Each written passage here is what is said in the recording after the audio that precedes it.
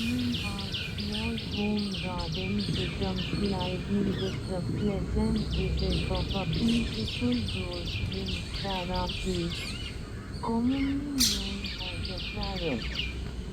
The bright green color of this bird and its cheerful voice bring a special happiness to our garden atmosphere.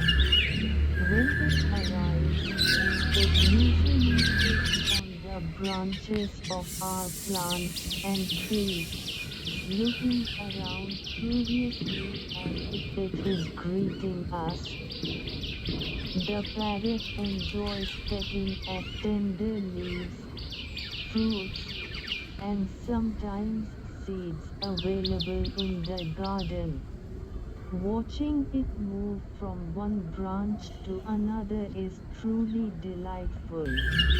Its sharp beak, long tail, and graceful movements make it one of the most attractive birds to observe. For a few minutes, the garden feels like a small natural sanctuary filled with life and energy. For us, especially as senior citizens who enjoy spending time in the garden, this daily visit is a wonderful gift from nature. It reminds us how planting trees and maintaining a green space can attract birds and create a peaceful environment around our home.